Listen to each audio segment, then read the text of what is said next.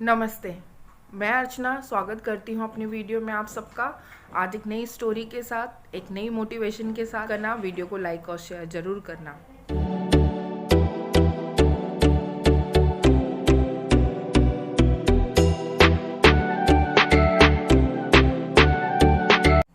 तो कहते हैं ना फ्रेंड्स कि कंस और कृष्ण दोनों हमारे अंदर ही हैं। उस ऐसे ही आज एक चित्रकार की कहानी लेकर आई हूँ जो एक बहुत अच्छा चित्रकार था। ऐसी चित्रकारी करता था कि मानो कि वो चित्र ना बना रहा हो, सामने वो व्यक्ति बैठा है जिसका वो चित्र बना रहा है, वो चित्र नहीं, वो व्यक्ति ही वहाँ बैठा हुआ। लेकिन वो कृष्ण भगवान को बहुत ज़्यादा मानता था।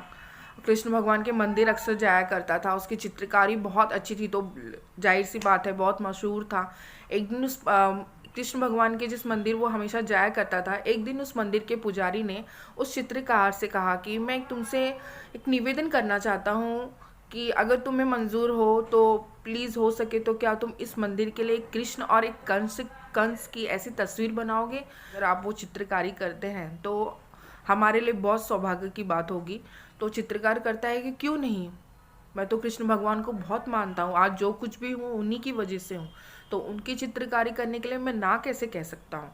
तो पंडित जी ने कहा कि ठीक है। तो उन्होंने कहा कि मुझे लेकिन चित्र बनाने के लिए मुझे एक ऐसा बच्चा लाकर दीजिए जो कृष्ण का ही रूप हो। मुझे ऐसा लगे कि मैं कृष्ण को देख रहा हूँ और कृष्ण बना रहा हूँ, क्योंकि उसके मतलब उसका हैबिट जो था ना, वो जो देखता था वो वही उतारता था। ऐसा लगता था कि वो सच है, चित्र नहीं। तो उसने कहा कि मुझे एक ऐसा बच्चा लाकर दीजिए जिसका रूप स्वरूप कृष्ण से मैच करती हो। तो पंडित जी ने कुछ दिनों के बाद एक ऐसा ही बच्चा लाकर दिया जो काफ़ी मोहक था, काफ़ी खुशहाल था, जिसको देखते ऐसा लगता था कि हाँ कृष्ण भगवान है, बाल कृष्ण है। तो उसने उसको देखकर सेम वैसे ही चित्रकारी बना दी। और चित्रकारी बनाने के बाद मंदिर के वो पंडित, मंदिर के जो लोग, चित्रकार के दोस्त, सभी वाह वाह कर उठे कि सच में ऐसे लग रहा है कि वो बच्चा नहीं है, ऐसे लग रहा है कृष्ण भगवान स्वयं यहाँ साक्षात प्रकट हुए हैं। कृष्ण की तस्वीर बनाने के बाद फिर उस चित्रकार ने कहा कि मुझे एक ऐसा व्यक्ति लाके दो जिसका रूप स्वरूप पूरा वो कंस के रूप स्वरूप से ही मैच करता हो, जानो मैं जैसे कंस को देख रहा हूँ और उसका ही पूरा चित्र मैं वहाँ उतार रहा हूँ। तो पंडित जी ने कहा कि ठीक है। और पंडित जी ने बहुत व्यक्तियों को जो उनके हिसाब से कंस का रूप स्वरूप लग रहा था, उन्होंने चित्रकार को लाकर दिखाया। चित्रकार को पसंद नहीं आया, कुछ चित्रकार को पसंद आए तो पंडित जी को पसंद आया। ऐसे कुछ दिन नहीं, कुछ साल बीत गए। तो कुछ सालों के बाद फिर उस मंदिर में एक जेलर भी आने लगा। वो जेलर भी कृष्ण भगवान को बहुत मानता था और रोजाना उस मंदिर में आता जाता था। तो एक दिन उस चित्रकार से भेंट हो गई।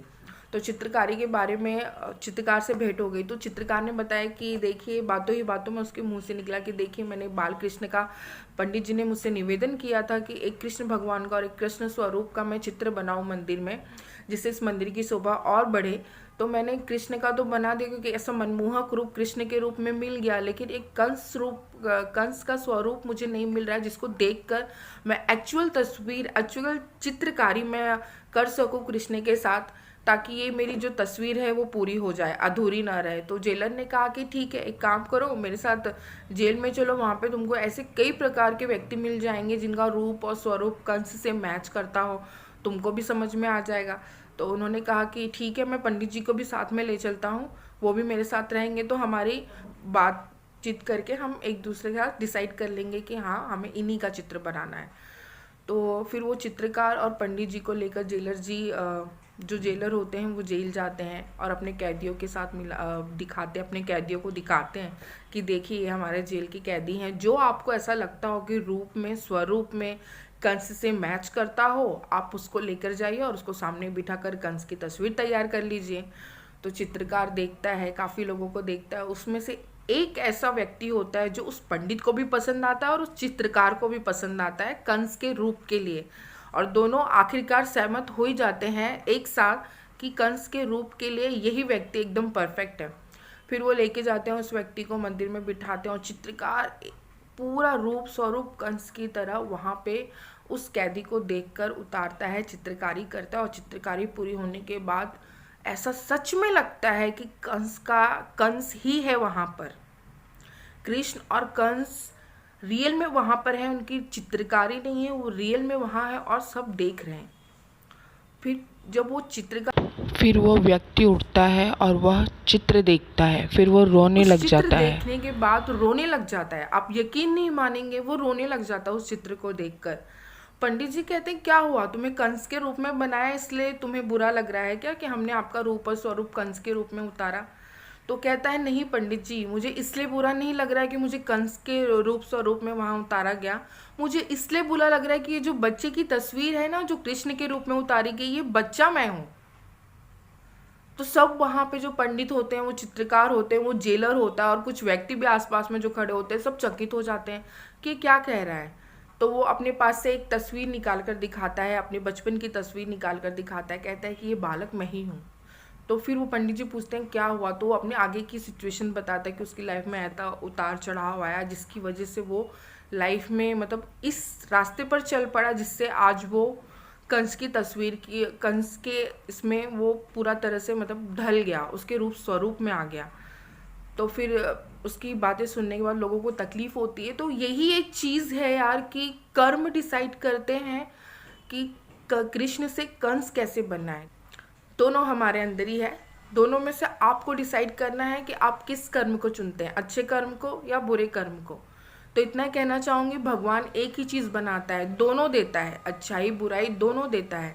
उतार चढ़ाव भी सभी की ज़िंदगी में आते हैं, लेकिन उस उतार चढ़ाव से हमें हारना नहीं है, हमें थकना नहीं, हमें बुरे रास्ते नहीं पकड़ने, हमें अपने कर्म से लड़ते जाना है और अच्छे रास्ते पर चलते जाना है। क्योंकि बुराई में कोई साथ दे या ना दे, अच्छे कर्म में ऊपर वाला हमेशा उस व्यक्ति के साथ होता है।